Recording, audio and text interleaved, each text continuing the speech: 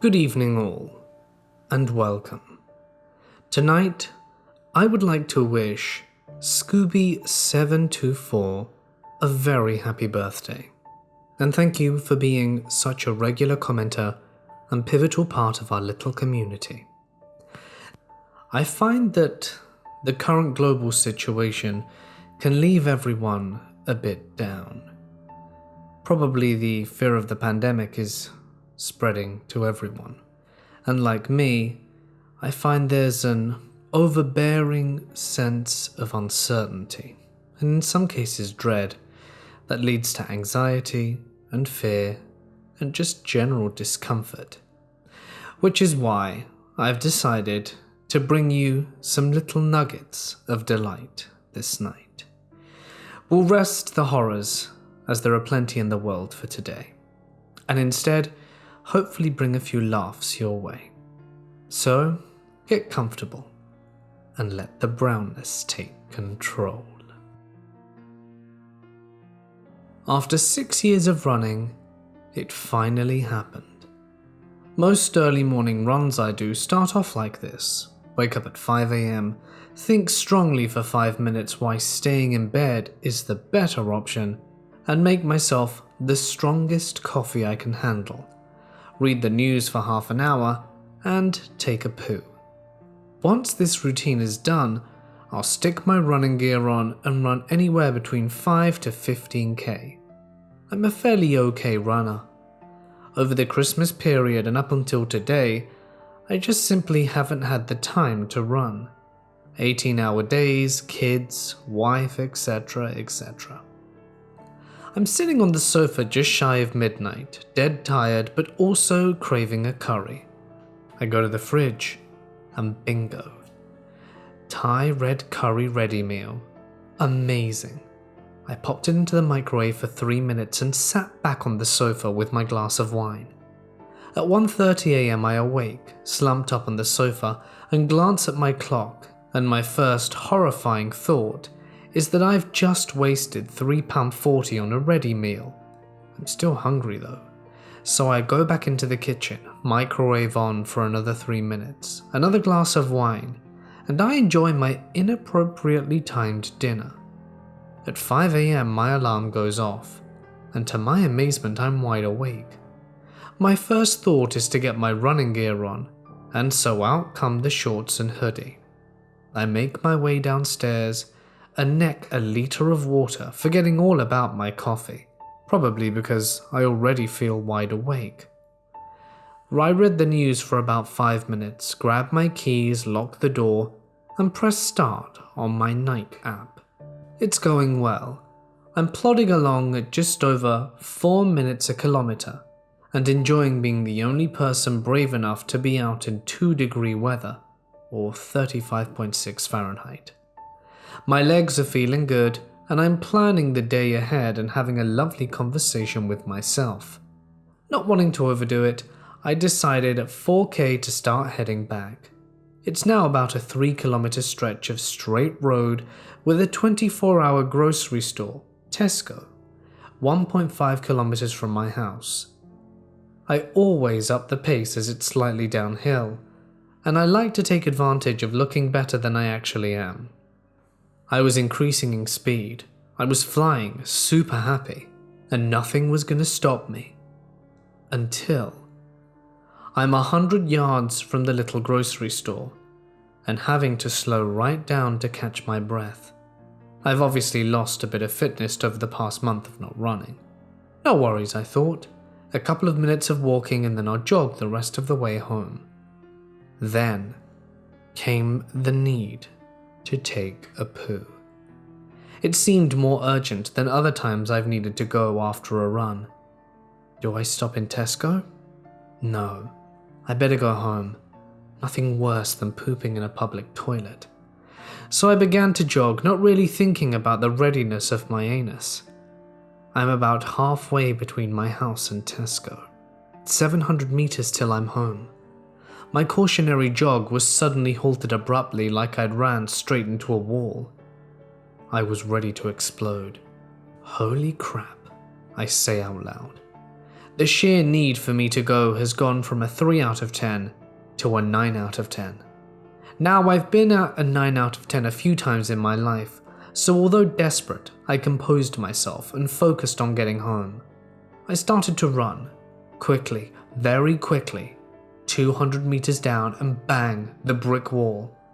I've gone from a 9 out of 10 to an, if I don't get home in 20 seconds, I'm finding a bush. I can't go in a bush, not in a respectable area. I'll be arrested and thrown in jail for the rest of my life. I'm half a kilometer from my house. I'm 27, fit, healthy, and I am making it home. I start sprinting. I'm breaking records. I'm confident Usain Bolt would have not kept up with me right now. The road just disappeared beneath my feet. A couple of turns and I get to my road with my keys in my hand. I'm 50 meters from my door and I can't sprint anymore. I walk. My anus at this point feels like the exit of a concrete mixer, holding back the entire weight of the world. I'm 10 meters from my door, practically in tears. My butt is clenched so tight, I thought I was going to snap my spine. Oh no. It was then my body and mind just gave up in one swift motion. I was reminded about what it would be like to be a baby again. I just full on let it go. This was not a clean sausage. No. This was full on bad stomach. In a panic, I dived between the wife's car and the side of the house. I'm praying at this point that I'm dreaming. Realizing that I'm not, I'm praying no neighbor is watching. How has my life come to this? Do I strip off here and walk around the side of the house naked? Do I hop the garden wall and hide my ruined everything in a bush? No. There's not an easy way out. I just have to go inside and clean up. I check my legs. There's no evidence.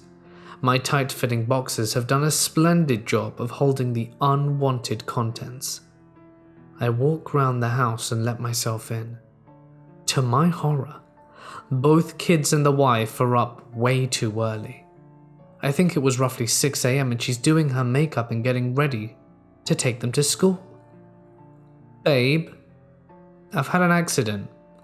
In a panic, she runs down the stairs, and I explain how I defecated myself. She basically didn't believe me, and in her grumpy morning ways, she went back upstairs. I waddled upstairs to the bathroom, and without thinking just jumped straight in the shower and drop everything. Holy mother. I nearly collapsed from the sight and the smell. The cleanup process began. It was not going at all well. The hot, steamy shower was exponentially making the smell worse with every passing minute. So bad, in fact, the kids and wife all entered the bathroom at once, and all just stared at me in complete disappointment, for a brief moment before exiting and bursting into fits of laughter. Daddy pooed himself, I'm telling everyone. My wife joined in with the joke, while asking me exactly what happened. The realization of what occurs is now settling in. I'm stood in the shower, in dark brown water with bits of crap floating around my ankles. And just as things seemingly can't get any worse, the water starts gradually rising up my legs because it's blocked the plug hole. Oh, and now I remember the estate agent is coming round at 9 a.m. to value the house. Happy running, everyone.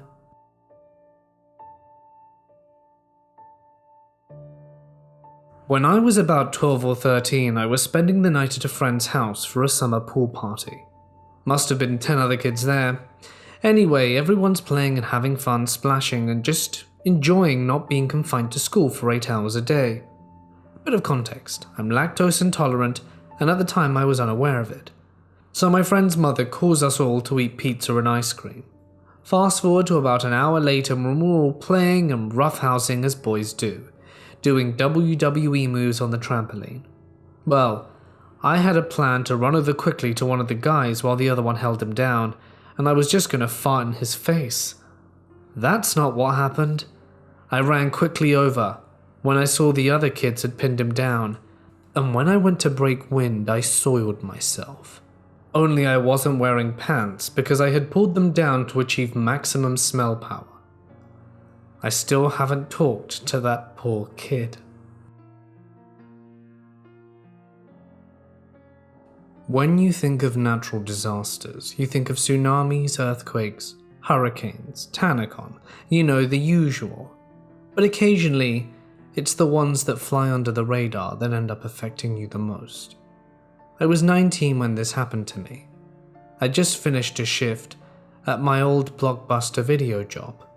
To say it wasn't one of the best days would have been a major understatement. We were approaching the end of the summer season, and therefore inventory was in order. Myself and one other manager plus 2 trainees ended up getting shafted doing a myriad of tasks that could have been reserved for when the store was closed. But no, our district manager must have eaten lead paint chips as a kid, because we were stuck doing this during peak hours. Between impatient customers, a mountain of paperwork, and repeatedly infuriated phone calls, because the party of inventory also meant calling people with long outstanding account balances, none of us had the opportunity to take a lunch break. But thanks to the assistant manager calling our district manager and letting him know the situation, he came strolling through the front door around 2, holding a few meat lover pizzas from Domino's. If we didn't run the risk of looking like a group of psychos in front of a store full of customers, we more than likely would have tackled him to the ground and reenacted that iconic scene from Day of the Dead. You know the one I'm talking about. He could sense we were hungry. He ended up letting those of us who'd been there the longest break off into groups of 2, fill our bellies with a couple of slices of cheesy, meaty goodness and the soft drink of our choice, and get back to the grind as quickly as possible. We were honestly so hungry we never even thought to ask him which Domino's he got the pizza from. My shift ended at 5, and as I went to retrieve my bike from the storage, I felt a slight twinge in my stomach. I didn't think anything of it, as today was stressful, and for as long as I could remember, that stress made my body do strange things occasionally. I said goodbye, popped Legacy of Brutality on by the Misfits into my cassette player, and began the 45-minute bike ride home. I didn't own a car at the time due to lack of license. The only reason I had the job was to help provide a meager secondary income to cover some of the difference left over from my mother's disability check. I spent so much time caring for her and my siblings, I never had a chance to go out and get my license at that point. So my Schwinn was the only source of transport aside from hoofing it. I'm about a quarter of the way home when my stomach starts gurgling and making noises like a muffled Neil Peart solo. That's when I made my first 2 horrific mistakes. I sensed potential trouble on Dookie Island, so I picked up the pace. The heat index was over 100 degrees, and I was only starting to feel worse. The second mistake, I overtrusted a fart. I'm essentially standing on my pedals with my butt up in the air when a molten hot cascade of the brown meanie blows out the back of my Dockers. I'm still a good 25 minutes from home, and I have no choice but to continue. If I couldn't hear anything being said to me, but I could see the look on my neighbors' faces as I pedaled by them. I lived in an area of New Jersey at the time that was heavily populated by future Jerry Springer guests, and for about a month after this I earned an interesting nickname. It only stopped after I blew my top one that day and slugged my neighbor so hard in the gut he puked. But that's a different story for another time. The last 3 minutes of my journey were upon me, and thankfully it was my driveway. I lived about a quarter of a mile into the woods, and that's when the cover-up began. Wandering past the clearing that would have made it so my only neighbor could see me, I placed my bike on its side and proceeded to strip down to my boxer shorts. My pants were destroyed, so I tossed them into the woods. My work boots weren't so bad off, and I knew that I could clean them off with the hose on the side of the house. Hell yes, I'm in the clear, I mumbled to myself. But as I made my way over to the spigot, my front door opens and I heard an all too familiar voice. "Hey Jay, you made it back. Why are you in your underwear?" A horrified expression found its way to my face as I peered over my shoulder to see my friend Jules. I had a major crush on her, and the timing could not have been worse. I quickly made up some story about a loose dog in a drainage ditch. She never could have known the truth. Now, back to the part of the story where I told you I'd picked up the pace, and at the time I didn't know if my adrenaline was crashing, the heat was getting to me, or both factored in at once, but I was hosing myself down and I began to feel faint. The next thing I know, I'm waking up fully nude, but thankfully wrapped up in a blanket on the couch. My stepbrother was visiting as well, and the plan was for myself, my step, and Jules to go to our local cinema and watch whatever horror film was playing at the time. Instead, my stepbrother had a pretty good idea I soiled myself. He asked her to go inside and get a blanket, and after doing so, she politely excused herself in order to go sit in the kitchen. I was still feeling terrible. We ended up putting our plans on the back burner. For the next 3 days, my body was racked with pain, and I couldn't go to the bathroom without holding a trash can in front of me. My stepbrother came Uber to check on me, and the next day he asked me what really happened. I gave him the details, and he raised an eyebrow before asking me, "What did you have to eat?" "Domino's pizza." His eyes widened. "Dude, which one? I hope it wasn't the one at the end of town. My girlfriend worked there for like a day before quitting over their lack of sanitation." I called into work and asked the day manager if anyone called out after I explained my symptoms to her. The tone of her voice all but confirmed my suspicions. Yeah, as a matter of fact, Lisa called out and so did Joe. They all told me the same thing. "Did they mention the fun fact Dean grabbed us Domino's pizza for lunch that day?" I asked. "No, they didn't mention it at all," she responded. "Expect Mark to call out later," I told her. And sure enough, about an hour before his shift, he did just that. Our district manager tried to play the good guy in a stressful situation and inadvertently gave us food poisoning.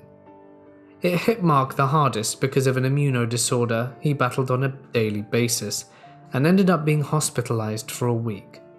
Despite all the chaos this incident caused, none of us were mad at Dean. He lived close to an hour away and wasn't really familiar with dining operations in our area. He sure as hell didn't know about this infamous Domino's. He ended up picking up some of our shifts because none of us were in any condition to come in for a few days. He also went ahead and reported the pizzeria to our health department. Turns out that was their third strike. I visited my old hometown to see how it changed up through the years, and a tanning salon stands in its place. Although this was 20 years ago, I still remember the embarrassment it caused me, and I never forgot about my first bout with salmonella. When I was little, I used to visit Mexico a lot with my parents. This particular time, I was 7 years old. We were making the usual rounds, visiting my family. This round was at my paternal grandmother's house. Her house always fascinated me. It's made entirely of concrete. Not that nice, smooth concrete found in modern architectural houses. I'm talking about big cinder blocks, rough textured, heavy concrete. Much like the typical older structures found in the boroughs of Mexico. So my parents sat down in the kitchen to chat with my grandma and uncle. Being a 7-year-old girl, I got bored of their conversation quickly and decided to take a self-guided tour of the house instead. So I got up and started poking around. Right away, I found a staircase. The stairs were uneven and also made of concrete. I climbed up until I reached the second floor. To my surprise, there were more stairs. Could it be that my grandma's house is 3 stories tall? I had to find out, so I kept ascending the big, crooked stairs. There were no windows, so it was dark and kind of creepy. I slowed my pace. The more steps I climbed, the more unsettled I got. That place was so dark and dank that I felt like an urban explorer. When I reached the 3rd floor landing, I saw yet more stairs. I stood there in the dark stairway trying to decide if I should keep going. Then suddenly, my little cousin jumps out of nowhere and screams, "Boo!" He literally scared the crap out of me. I had trouble accepting that I had just shat myself. I stood there soiled as my jerk cousin pointed and laughed at me. Mother flipper. I would deal with him later. But now I had a bigger dilemma. After my butthole cousin left, I found a bathroom on that top floor. I took off my underwear, cleaned myself up as best I could, and of course there was no wastebasket in that bathroom, and I had to dispose of the evidence somehow, especially since my family thrives on mockery and making fun of people. I would never be able to live this one down. I snuck out the bathroom, drawers in hand, and found the door with roof access and crept up to the roof. I looked around and surveyed my options, waited until the coast was clear, then I chucked my skivvies onto the poor neighbor's yard next door.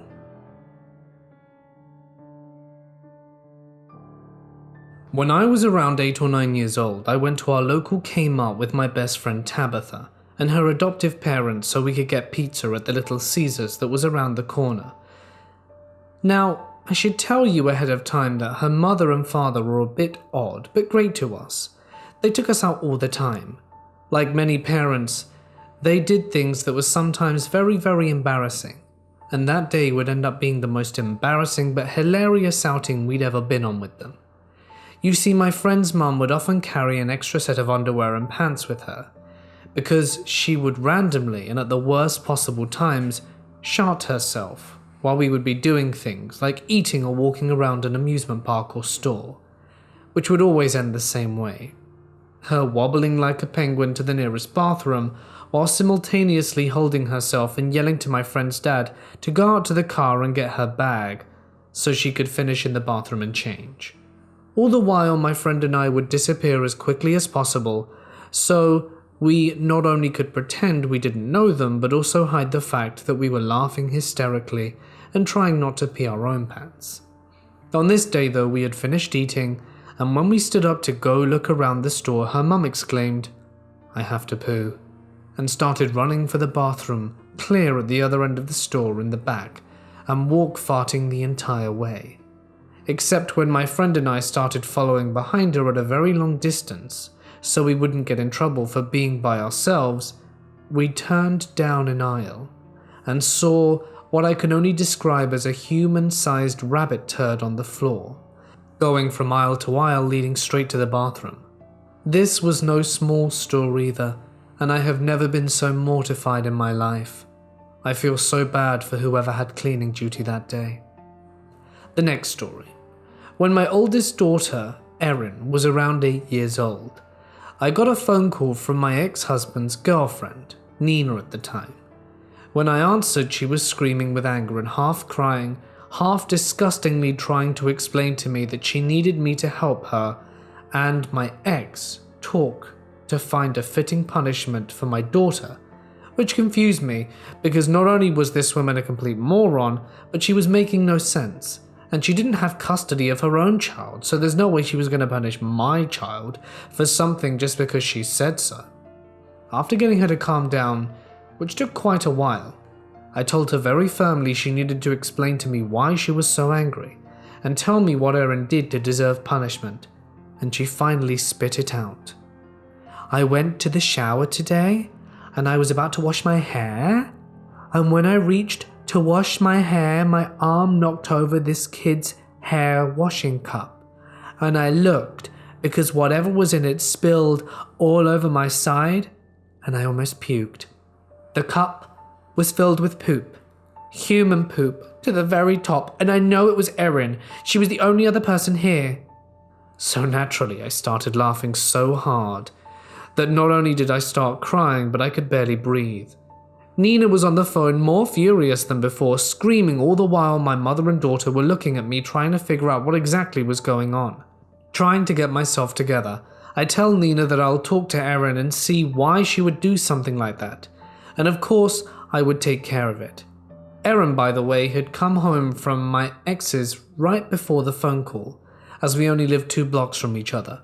So I hung up and tried to relay to my mum and Erin what was going on, and in between completely losing it at the thought of Nina covered in poop, and my daughter tells me, "Yeah, Mum, I thought it would be funny to poop in her hair cup, and set it on top of our shower at the edge of Dad's, so when Nina got in the shower it would tip over and go all over her. I tell her while still laughing and crying that it's not nice to put your poop on people, and she says, well, she was in the shower already, and you're the one laughing. I've never been so proud in my life, because I can tell you Nina, of all people, absolutely deserved it, and my kid and I went out for ice cream. I believe I was in the 2nd grade. I had decided to join the Girl Scouts because at the time my best friend Fred was a Boy Scout. The first meeting was after school, and I can't remember what we crafted, but I really had to fart. Being a 7-ish-year-old girl at the time, I did not have the cognizance to get up and go to the bathroom. Instead, I tried the good old clench and release, hoping it would just eke out silently. That didn't happen. Instead, as soon as I released what I thought was going to be a small fart, did it turn into a shart. I was so socially awkward I had no idea what to do.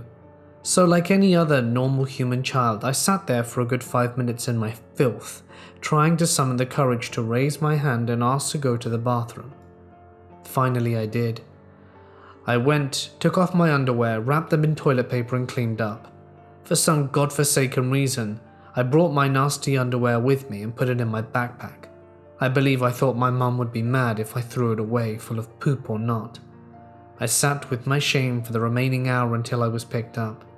I never went to another Girl Scout meeting and never said why I went back. It still haunts me. This happened over 20 years ago, maybe 25. I'm 41 now and this was before I was 21. Probably 19, so it's been a while basically. My boyfriend and a few friends decided to go on this weekend-long music festival, Music Expo I think. We lived in Pennsylvania and it was the middle of the woods. There were at least 5 fields, each was separated with rows of trees. It was actually a really nice spot for camping and stuff. Back in and away from everything. They had a stage, but we were mostly just there to party.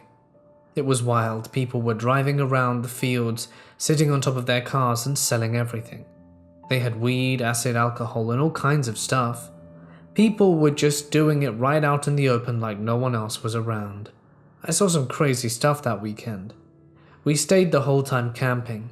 It's been so long now, but I don't remember there being any porta potties. But there must have been, right? So of course nature had to call, and in the worst way possible. Let's just say it was more of a pile than anything. So I took a walk, trying to get as far away as I could. I thought I found a good spot, so I answered nature's call. So I get back and figured no one had to know. I'd go on with the rest of the day like normal. If only things would have worked out that way. A few hours later we were just sitting around, hanging out and talking, when all of a sudden our friends come over, flipping out about something. Turns out, I'm still not sure to this day how, but he must have went for a walk and wasn't paying attention to where he stepped, because he ended up stepping right in my mess. It was all over his shoes and got onto the bottom of his pants. I was mortified. Thank God, me and my boyfriend were the only ones who knew the truth, and he kept my dirty little secret. As soon as we found out what happened, we instantly looked at each other like, oh my God. Honestly, it took everything I had to not just start bawling instantly. I've never told this to anyone in my life. Also, that friend never knew what really happened. I learnt my lesson though. Now anytime I go camping or anywhere else outside like that doesn't have bathrooms, I take plastic bags from the grocery store. I gotta say it was pretty bad, but it could have been a lot worse. At least he was wearing shoes. This happened when I was in 3rd grade. My parents loved living in the mountains in Pennsylvania, so my brothers and sister and I had to ride a bus that was 2 hours long one way. Well, this one day on the way home I needed to go to the bathroom for a number 2 really badly. I kept begging the bus driver to pull over and let me go on the side of the road. Over half of the ride was just thick woods, and let me run in, but he refused. This was 1994, so people would have flipped. But he did stop by the bus garage, but it was too late. I crapped all over the seat of the bus, and still crapped like crazy and clogged the toilet after. That was the most embarrassing moment of my life.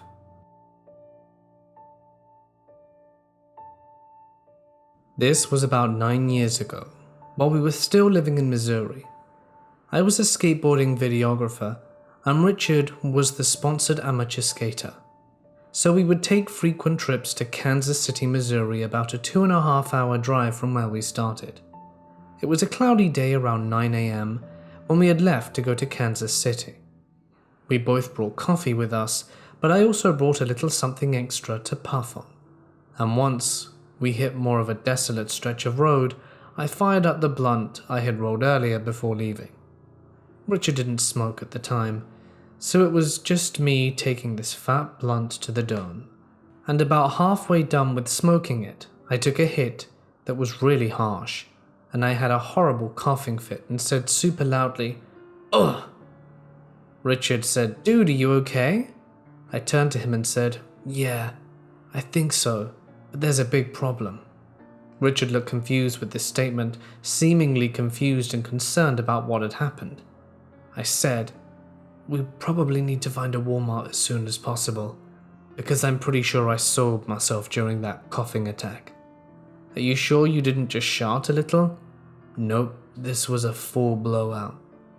At this point, our trip was too late to turn back, to clean up, and change clothes. Luckily, there was a sign for Walmart 10 miles away, and as we neared it, Richard started to smell the disaster area. We finally got to Walmart, and he went in and got me a pair of fresh pants. We then went to the gas station so I could clean up and put on the new clothes. As I got out of the car and looked at his seat, there was a clear visible brown spot. So after cleaning myself and tossing the soiled pants and undies, I bought hand sanitizer and took a lot of towels from the bathroom to clean and protect the soaked passenger seat from my fresh new pants. The rest of the trip turned out great, but will always be a funny memory, just like the stain on the seat that stayed there for years. It was the first time as an adult that I actually crapped myself completely. A little background. I was around 12 years old when this happened, and it was the first time I went camping. There's some information I need to tell you about our camping location. The first thing you see when you enter the campsite is a building where we eat and have some toilets that I was anxious to use. Our tents were down the grass field. Next to this building was the house of the owner that owned the camping site. They also had a swimming pool, which is important later for the story. It was the first time I went camping with my local scouting group. We were going to camp for around 10 days. Me being the very shy and anxious kid, I decided to just hold in my poop.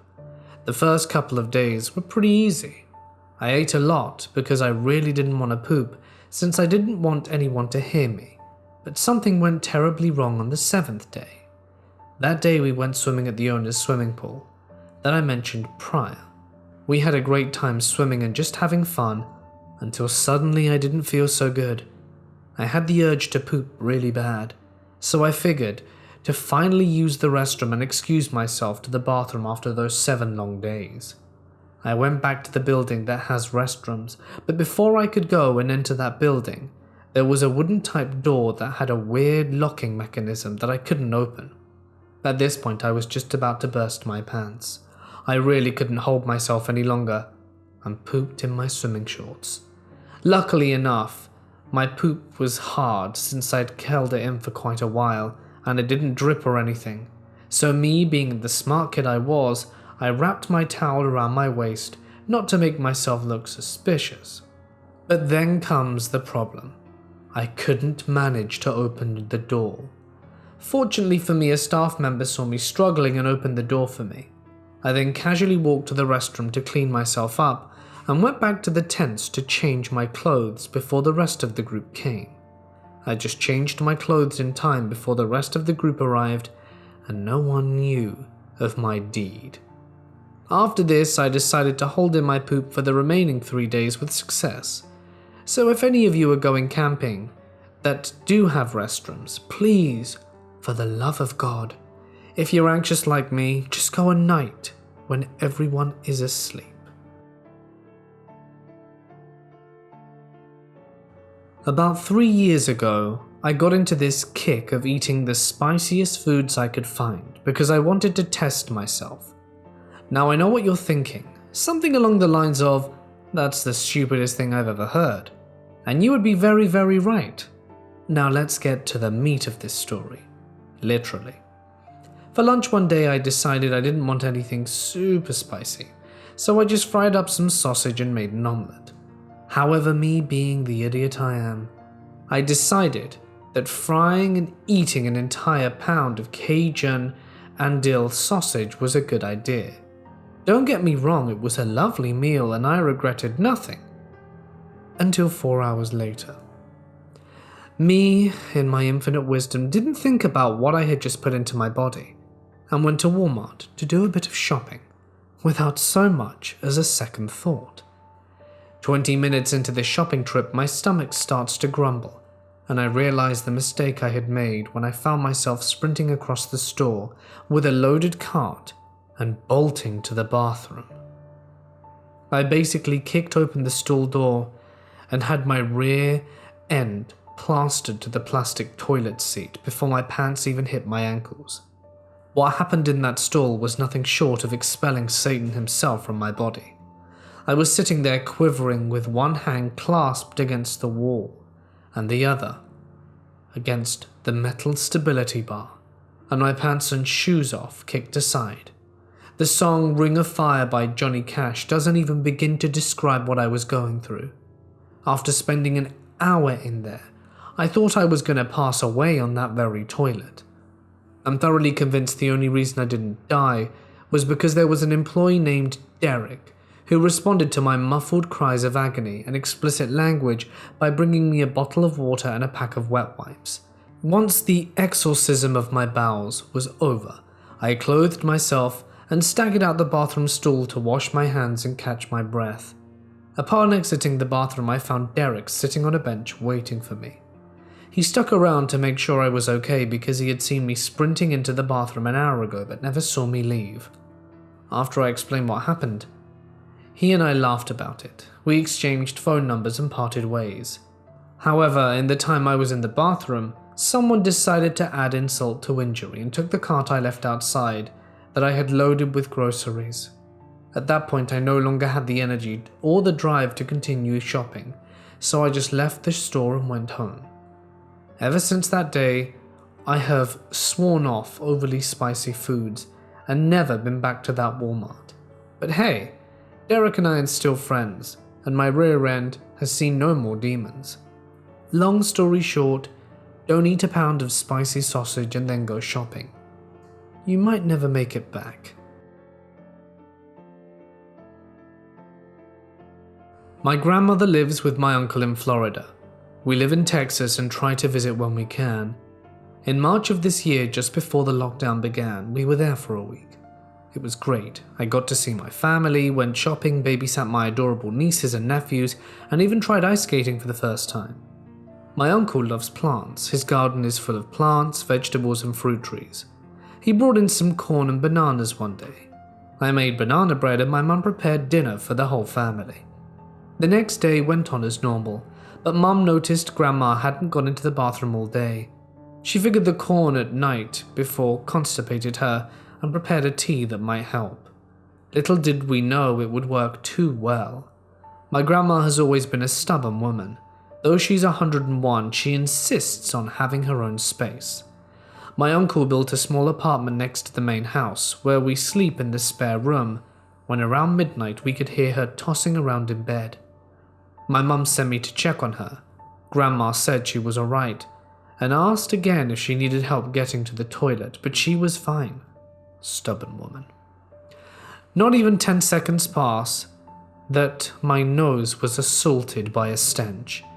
She literally unleashed the atomic poop bomb in the small apartment. I nearly expired right there and then. My poor grandma had soiled herself, her bed, even the non-slip carpet. It was terrible to say the least.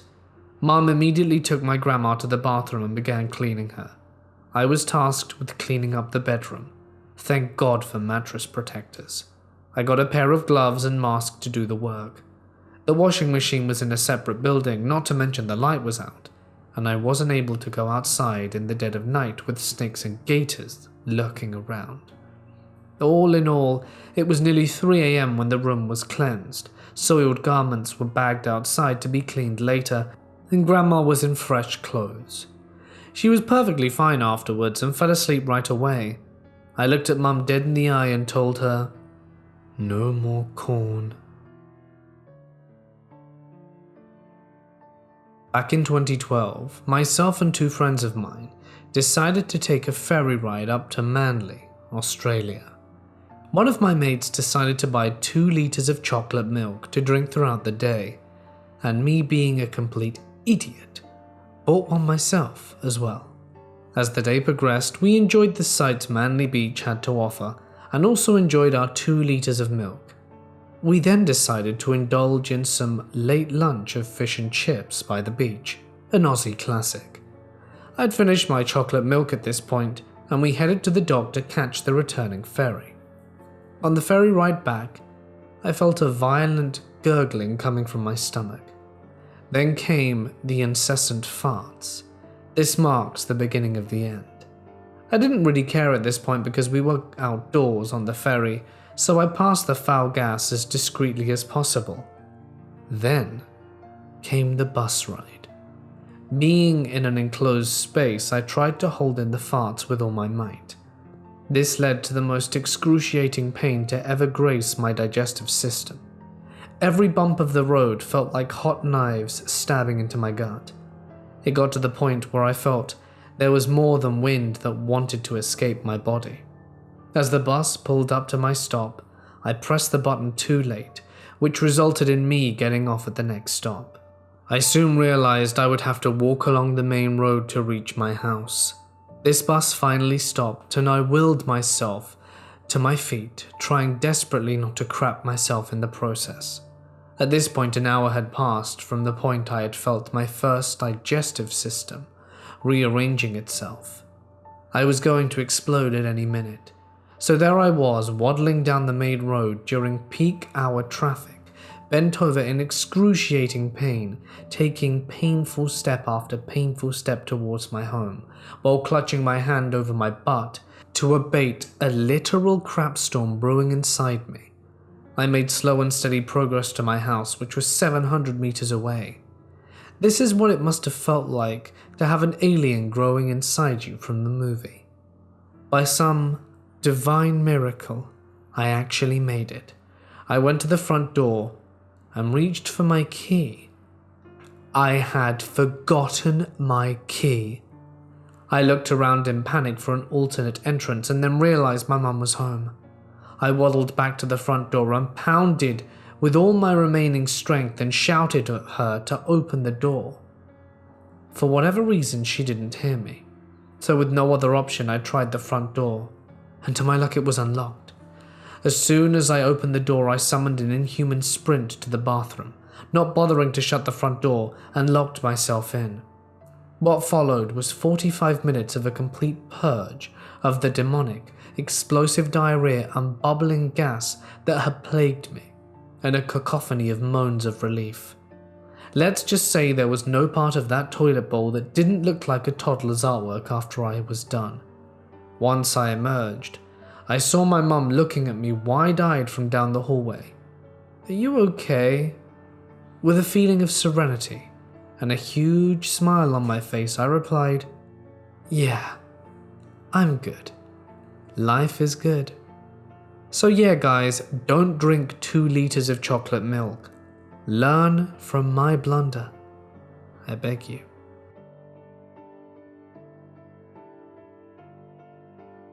I used to have a friend who was a bit on the fluffy side. He was living with me in my apartment and helping me gathering supplies. One day I asked him to go get something from the store that was about an hour walk away. He went to the store and found what I was looking for. On the way back, he called me to tell me he pooped his pants. At first I thought he was kidding and laughed. He then responded by telling me it wasn't a joke. He told me he felt the urge to fart, and turns out he had the runs. It was running down his leg. This of course happened in the summer of Arizona, in over 100-degree heat. I knew that heat and poop don't mix. I told him he needed to take a shower the moment he got home. It was pretty grim.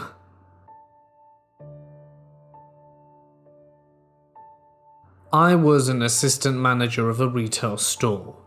I was the only member of the management team on duty one night, and after I ate lunch with a few friends, I returned to work.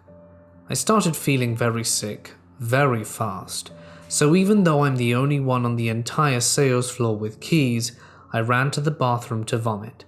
I'm not a very feminine vomiter. When I vomit, it's like my shoes are being expelled from my mouth at lightning speed. Here's where the poop comes in, or out. I vomited so hard that I split my pants and underwear and soiled the back wall and floor of the bathroom stall I was in. Luckily for the other employees, we had several stalls. I had to wait until someone came in and had to get the security person on duty who I was friends with to call my parents. I was married, so I didn't live with them, and she had to go buy me a pair of pants so my parents could take me home. I didn't even wait for another manager to arrive. I left the keys with security and my parents drove me 30 minutes home.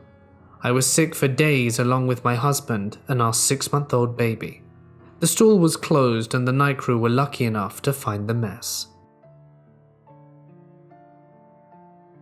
My wife and I had twins in December of 2007, a boy Alex and a girl Haley. Inseparable at first, they eventually had their own cribs, which eventually led to their own room. As they grew older, but still toddlers, they eventually learned how to remove their diapers. Usually it was no big deal. It would happen, we'd catch them, change them, and on with the day. Then came the poop incident. We awoke one morning and we did not hear them crying, to be gathered up for changing and food, but rather giggling. My wife and I both headed to their room. Now inside their room, their cribs were set up on opposite sides of the room. This is important. The room was 10 feet by 12, so they were separated by at least 6 feet of space. We opened the doors to a horror show. Not one, but both of them had had explosive diarrhea. Not only that, but they had removed their diapers and started flinging poo like monkeys at the zoo. My wife and I burst out laughing despite the mess. I regret that still. We went to scoop them up and take them directly to a bath. My wife grabbed Alex and I grabbed Haley. An important thing about Haley is that she hated being dirty. Her first birthday, instead of a smashing cake, she used a plastic fork and knife. We are walking down the hall. Maybe it was because Haley was so irritated and laughing. Maybe she was going after my tongue piercing, I don't know. But suddenly, my mouth is filled with a poo-covered fist, and Haley starts laughing. My wife turned just in time to see this. I ran past her, set Haley in the tub that didn't have water in it yet, turned and vomited and vomited and vomited. 2 toothbrushes, a full bottle of Listerine, and a full roll of dental floss and some hydrogen peroxide later, and I finally felt clean. I won't even lie. I even contemplated, but never used, bleach as mouthwash. I learnt a valuable lesson that day. If your toddler is covered in poo, don't laugh until they're in the tub.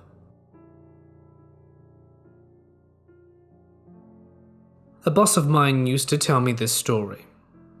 Several decades ago, my boss's friend kept a monkey in his home as a pet. I never asked what kind of monkey or whether it was male or female. What I do know is that this animal liked to jump on things. It would jump on shelves and knock things over. It would jump on the TV, on the mantelpiece above the fireplace, jump down and crap on the carpet, and then jump on something else. The creature's owner eventually got used to it.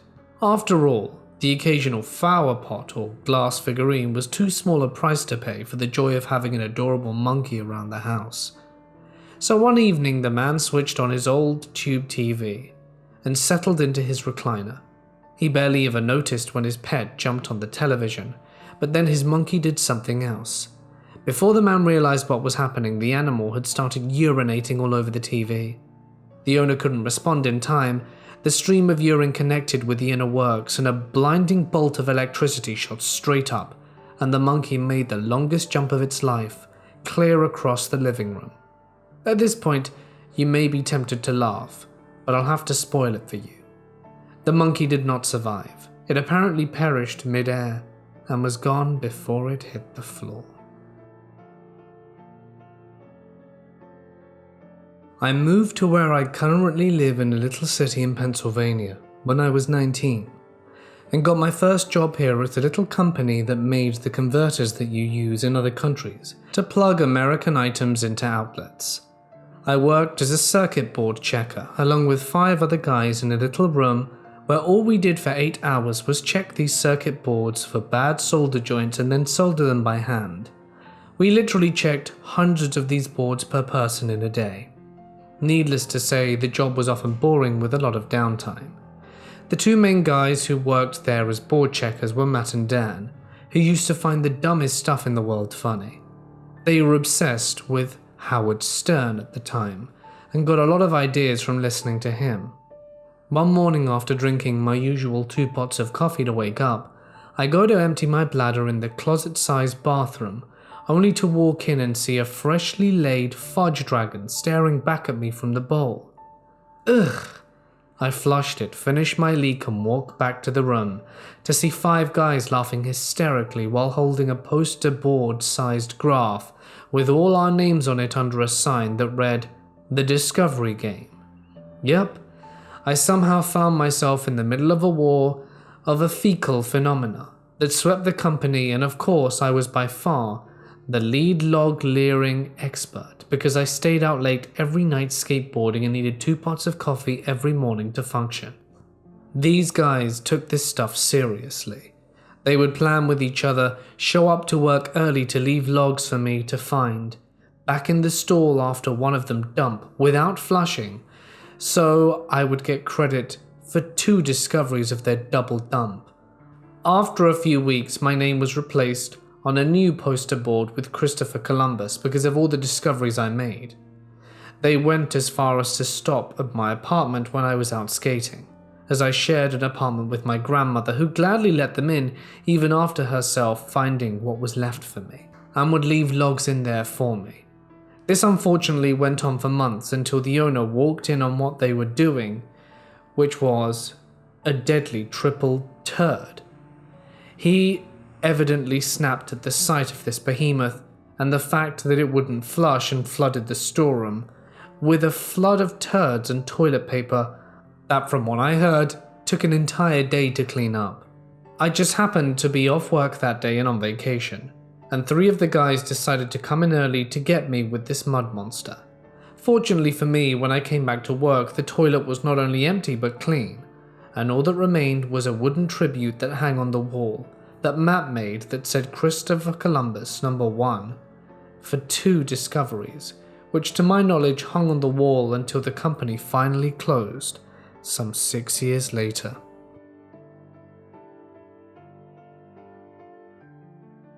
This happened to my mother and I several years ago while spending Labor Day weekend on Lake Success in my hometown in California. When my mother was a child, she nearly drowned while playing in the river with my aunt and uncles. She didn't know how to swim and had gone a little too far out and was caught in the current of the river. My uncles were there to help her out, but after that she was terrified of water and never learnt to swim.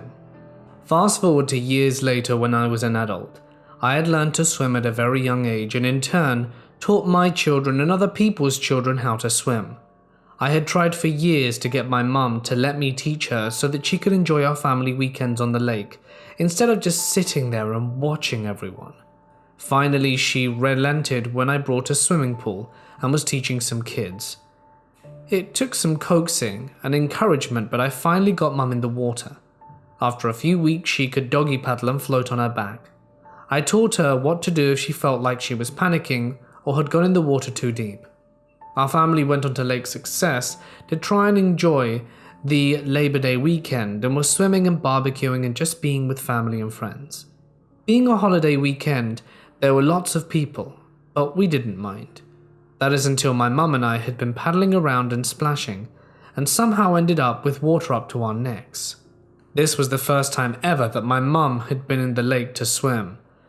As we stood in the water, me trying to keep my mother from panicking and mum trying not to panic, we saw something bobbing around in the water. I thought it was a piece of wood, but as it got closer it floated past our faces, and we saw the biggest poop we'd ever seen in our life. We let the poop pass, and then my mother started swimming towards the shore as though Jaws was in hot pursuit. She finally learned how to swim. Needless to say, we never went swimming in Lake Success again.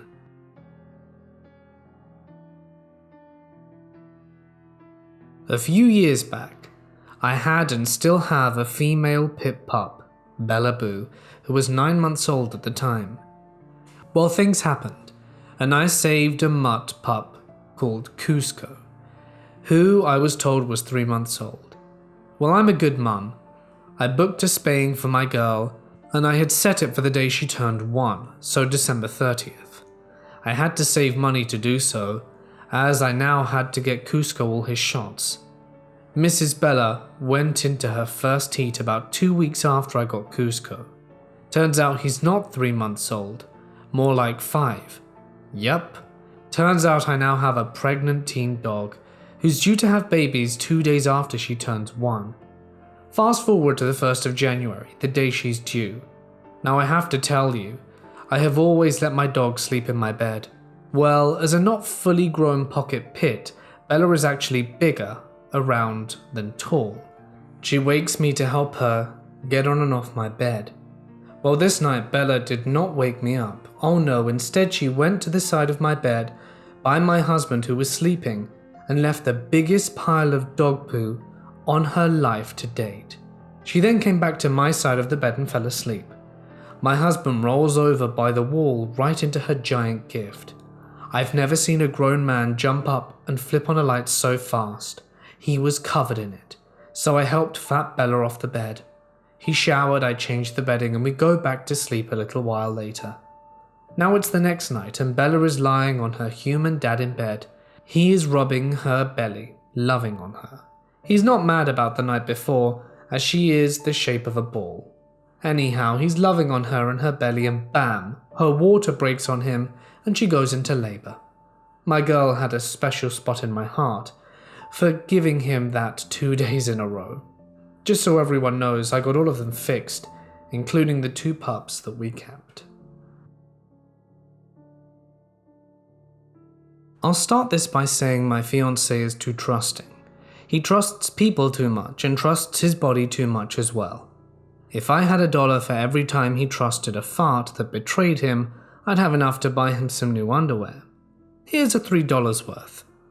The first time I remember this happening, he was on his way to work. He had to sit through about an hour of interstate traffic during his commute.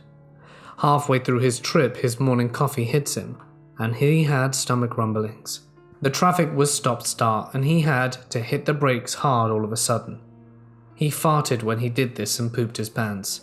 Luckily, he was by an exit ramp, so he went to a gas station and cleaned up, then called me to inform me of the situation. He had to throw away his underwear and was going to be late for work. The next I recall, we went to Walmart to do some grocery shopping. He'd been complaining all day about stomachache. Walmart was extremely crowded, and I wanted to get in and out quickly. After we checked out, he said he might need to use the restroom, but I decided he could wait until we got home. We walked through the double doors and into the parking lot, and he farts. And he quickly says, "I think I crapped myself." I immediately started laughing. I didn't believe him at first because I thought he just changed his mind and wanted to go back into the bathroom. He said he'd prove it, annoyed with me for finding humor in this situation. We walked to our car and I started loading the truck. He got in the driver's seat, grabbed a napkin and stuck it in his pants to see the damage he'd done. The napkin came out completely soiled and all over his hands. I was in absolute hysterics as he ran back to the store to clean up. The last time I remember it happening, he was leaving a work function super late and extremely drunk. He has to take a train, then a bus, and then I pick him up in the car to get home. He called me from the train station telling me about his night. He let out a fart and then exclaimed, "Babe, I just sharted. It's bad." I asked him if he could go back up the building to clean it up. It was already locked since it was late. I asked if he still had gym clothes in his backpack, but he'd taken them out to wash, so he ended up having to ride the train and bus with poop in his pants. When I finally picked him up, I told him to turn around, and it had completely leaked through his jeans and underwear. It looked like he'd wet himself. I put a towel down on the seat and drove him home. Again, I'm a wonderful girlfriend, so I laughed the entire way. We started keeping extra clothes in his backpack after this. There are a few times, but they've all happened at home, close to a shower. Never trust a fart when you're far from a restroom. Never. I was living in Oklahoma at the time, and dating my now husband. He's about 15 years older than me. I was 19 at the time. Anyhow, around 3 years ago we had our first date, and we went to my work for dinner. We both ordered large burgers. Well, if you've ever been to northern Oklahoma, you'll know most people like their burgers medium rare. I ate a third of my burger and noticed it was raw. Trying not to be rude, I ate around it and requested a to-go tray. Fast forward to 6 hours later, we came back to my grandmother's. His dog crapped all over his truck, and it got everywhere, including on the roof. The dog was a min pin. Jump to the next morning, I was heading to work, and my job was about 45 minutes away. I worked as a banquet server. My stomach started to grumble. I managed to hold it in until the front door until my stomach dropped, and I crapped myself in my favorite pair of $300 work pants. I had to call into work and tell them I had an accident, then go to the gas station down the road and try cleaning myself up, though I epically failed at it. Still stinking, I tried hiding and leaving the gas station, though I noticed the attendant cover her nose and try not to laugh. I made it to my truck and noticed I'd covered a light little trail to my truck that dripped from my pants. Joke's on her for laughing because I wasn't going to clean it up. A week later, after I power washed the truck, you could still smell it really strongly. This happened a little while ago. As a new mum to my second son and our little family of 4, being my husband, eldest son, myself and my infant son, we were going to the local IHOP and then our town festival. Being that I was breastfeeding, I didn't have to worry about keeping formula in my bag, just diapers, change of clothes and wipes. Whilst at breakfast, my youngest was hungry, so I was nursing him while we ate. I had a woman ask me if I could move to the bathroom with that. After breakfast, we went to the town festival. My husband was pushing my oldest in the carriage, and I had the baby in a sling, which he loved. It kept him close to me while letting his legs out so that he wouldn't overheat. I loved this style of sling. It's just a swath of fabric that can be tied in any number of ways to wear your baby. So while enjoying the festivities of the fair, celebrating our town's day, and seeing friends and family out, and just having a nice Sunday afternoon, we stopped to look at several booths selling tie-dye clothes, handmade household items, DIY sand art and the like. Standing at an art booth, watching a guy airbrush a portrait, it was pretty crowded as his work was amazing, and there were several people behind us also watching.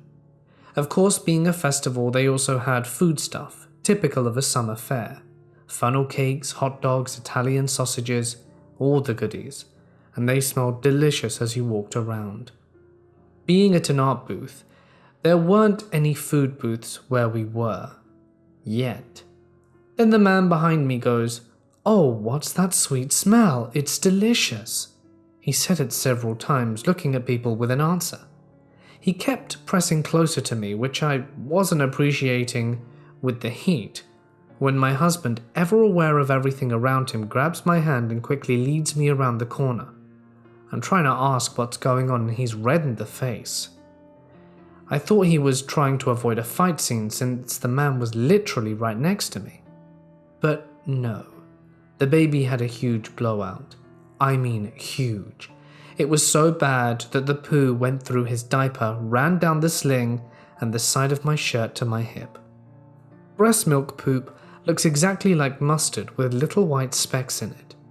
In case you're unaware, breastfed babies don't have bad or smelly poo. It has a distinctive smell, and yes, it can be on the sweet side, like overly ripe fruit, but I would never say it smelled good. So, there was that guy who kept asking about what that smell was, like it was something good. I'm pretty sure he was complimenting my son's little explosion. I usually have a pretty strong stomach and can handle most unpleasant, squeamish and disgusting byproducts from the human body. However, the one I cannot handle is poop. I'm 35 years old and most of my life I've been reluctant to even talk about such a topic. It makes me feel like I'm going to gag even at the slightest mention of someone feeling the urge to wind me up and tell me about a massive crap they took. I could always see the funny side of it in the end. Mind you, the people I used to work with became aware of my weak disposition and would joke about it. There was even a guy who could tell me I fancied one of the female members of staff, where I worked in the hospital, and proceeded to ask the most ridiculous questions. Would you ever eat a poo? Disgusting. My own personal experience just happened at possibly the worst, most awkward and most embarrassing time ever. Admittedly, there's never a good time to poo yourself wherever you are. Me and my girlfriend were in bed, doing the deed, and just as we were finishing up, does she notice something? And I feel something wet come out of me before I finish. Of all the times for this to happen, and it chooses to punish me now. She calmly asked, "What was that?" I'm not on my period.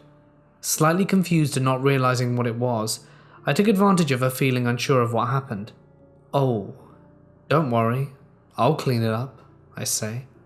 I was obviously very embarrassed, knowing that it was me. However, I've never had anything like that happen to me before. As a guy trying to be a good boyfriend, I didn't say anything more about it and left it at that. I don't know if she did ever figure out it was me in the end. Hey guys, it's Mort here and thank you so much for listening.